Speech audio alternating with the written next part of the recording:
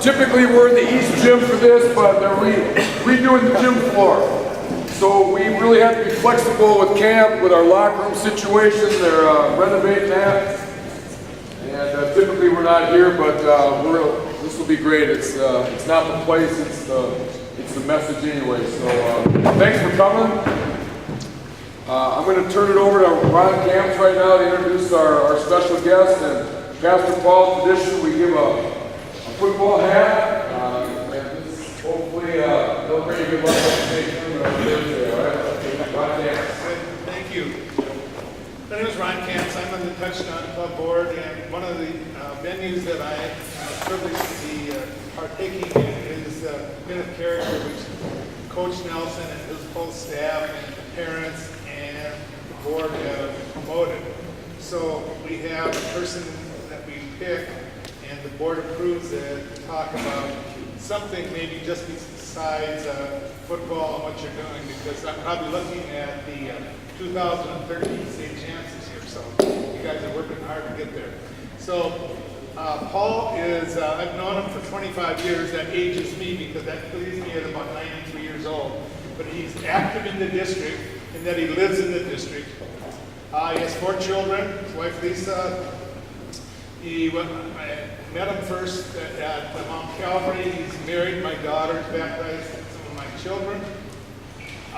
He has 4 children. He has a son who is at Target and does very well successfully in the executive ranks.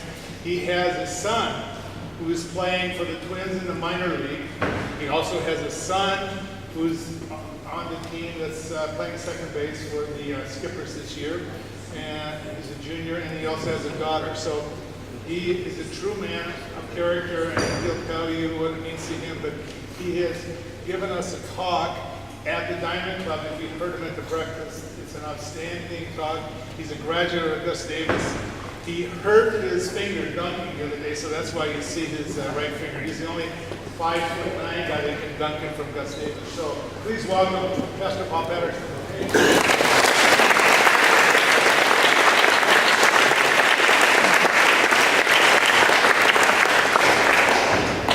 The story is told of Ron Camps, who, on the day that he died, went to heaven. He arrived at the pearly gates, and there he met St. Peter at the pearly gates. And St. Peter did a little review of his life with him and said, you know, Ron, you did well. You served the Minnetonka community in beautiful ways through the Diamond Club, the sports programs. You helped out the ICA in incredible ways, but there were just a few events that require you to pay some penance. So, Ron, for the next year, you're going to have to walk around heaven with this rather homely woman on your arm. Ron thought, well, that seems fitting enough, and so wandering through heaven together with this woman on his arm, he looked over, and there he saw Coach Nelson with supermodel Heidi Klum on his arm. And so Ron went back to St. Peter and he said, you know, St. Peter, I don't mean to make a beef, but I knew Coach Nelson in life, and I mean, he was a great guy, I get it, you know, but he wasn't perfect. Why does he have supermodel Heidi Klum on his arm? St. Peter looked at Ron and said, you know, Ron, Heidi Klum has to pay her penance.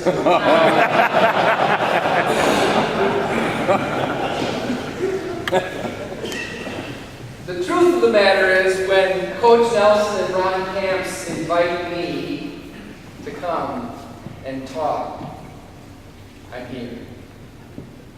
They are 2 people for whom I have great regard, a lot of respect, and so when they ask, I respond. But I do have to say, I believe the first time that I met Coach Nelson, he had his elbow in my ribs, boxing me out for a rebound. We miss him out on the floor. And one thing I've learned from Coach Nelson is that live life playfully.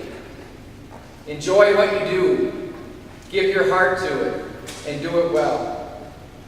I remember a time when we were getting together, our small basketball group. We were meeting at 6 a.m. to play some basketball. And I, known to be the pastor in the group, was asked by somebody, do you still have fear when you get up to speak in public? responded with something like, well, yeah, there's always a few butterflies. There's still something going down in my gut. And Coach Nelson said, I hope you get excited. I've never forgotten that. He said that because I believe he sees it as an opportunity. Just like the way he views coaching football, as an opportunity. Not an obligation, not a responsibility, not something that's a burden on his back, but it's an opportunity. I hope you get excited. When I thought about speaking to a group called Men of Character, the first person that came to my mind is my dad. I have a lasting image in my head of growing up with my family, the youngest of 3. And one of our regular rituals of summer was to go up to Ottertail Resort, Balmoral Resort on Ottertail Lake near Detroit Lakes, Minnesota. We'd spend a week in a rather modest cabin together, and I know now that we went there because my dad loved to fish. And Ottertail Lake was known for its walleye. So we as a young family would go there for a week at a time. And we would have a boat that was part of the cabin experience. It was a 12-foot Lund boat with nothing but a pair of oars. So my dad bought a 9.5 horse Evinrude motor that we would haul up there to the cabin, place it on the back of the boat, and commence to fish. Now I was probably about 6 years old at the time that I remember what I'm telling you. My sister 9, my brother 12. And we would climb together into this boat with my mom and dad and the 3 of us, and we had on the orange life preservers. Those of you a little older know what that is. It's a life vest that had a huge orange spongy cushion behind your neck so you could barely even move your head. And you would have this life vest on. And then my dad handed to each of the 3 children a rod and a reel with a hook on the end, which is a dangerous thing when we really have no control over what we're doing. And we'd climb into this boat, my mom in the front, my dad in the back, the 3 of us in the middle, and we would go out to try and catch walleye. And we didn't just fish for the small ones, we were going after the big ones. So we would have leeches on the end of that hook. And if you know what a leech is, if you don't know what a leech is, you're not a skipper perhaps. You haven't been around the water enough. But a leech is a blood-sucking creature. And as a kid, I remember hearing from my friends, if a leech ever attaches itself to you, it will suck every ounce of blood out of your body. Well, we would get into the boat, leeches on the end of the hook, rods and reels going every which direction. And then we would start to troll, which meant the boat was moving while we were fishing. And I remember one time distinctly when my sister lost control of the equipment. And so the rod and the reel with the line and the leech at the end swung forward to the front of the boat, and that leech attached itself to my mother's forehead. And my mother let out such a blood-curdling scream that I'm pretty sure that leech died right there on her head and fell to the bottom of the boat. So as we were trolling along, my dad was always saying, keep the rod out further from the boat. Get the line away from the boat.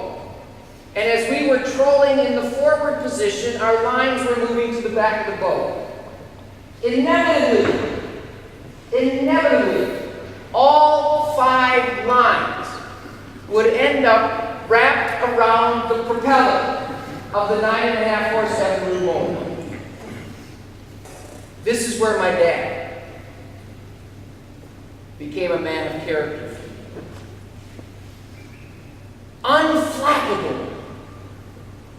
This fisherman with 4 other amateurs in the boat would carefully hoist the Evinrude motor out of the water, revealing the propeller to the air.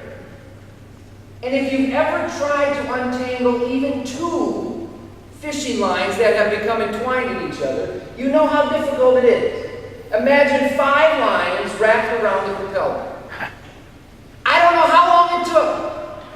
It seemed like forever to me in my orange life vest, watching the goings-on in the silence of the 12-foot Johnson boat. But my dad would untangle those lines without a word. My dad is a patient man. My dad doesn't believe that people people are trying to make mistakes around him. My dad knows that people make mistakes. He also knows that the virtues of grace and patience are the best response to mistakes. 3 years ago, my dad, now 82 years old, began a journey of what I call losses. My dad has been going through losses for 3 years. The first one began on his 79th birthday when he had a stroke behind his one good eye and he lost his sight. My dad's now blind. He's had other strokes along the way that have caused him to lose his balance and the strength in his legs. So he spends most of his day in a wheelchair. His cognitive ability in his mind is probably about 30% now of what I once knew him. 10 days ago, my dad had another stroke, and he lost some of his speech pattern. My dad is still a patient man. He allows people to care for him without complaint, without expectation. He allows people to make mistakes when we're trying to care for him in this difficult time. My dad, as a man of character, has taught me that people around you aren't trying to make mistakes. And the best virtue in response is patience.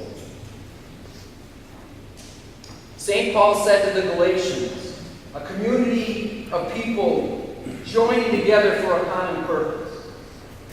He said to them, the fruit of the Spirit is love, joy, peace, patience, generosity, faithfulness, gentleness, self-control. It's far more about who you are and what you do than it is about what you say. My dad has shown me what it means to be a patient man of character. I know that you guys are together in situations of incredible intensity and struggle. All of you working together toward a common purpose. And mistakes are made. People right next to you make mistakes. And you know it, and they know it. And I guarantee you that your response to their mistake will have everything to do with what they do the next time. I hope you have patience. So soon, I will be sitting next to my father as he moves from this life into the next. And as he becomes afraid, the number one thing I will seek to do is to exhibit all that he's taught me. And I will seek to give him confidence that he can go on.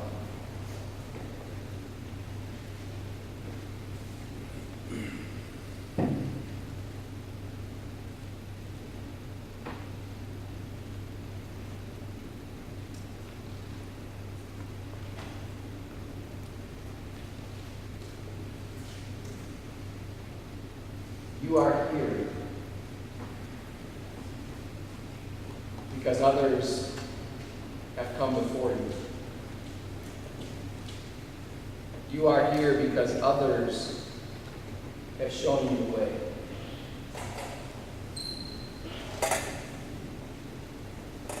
And it is my hope that you will live into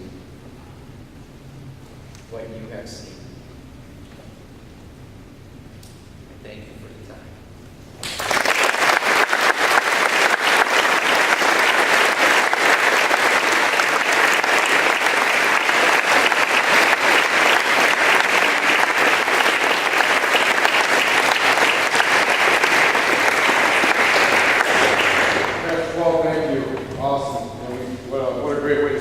day.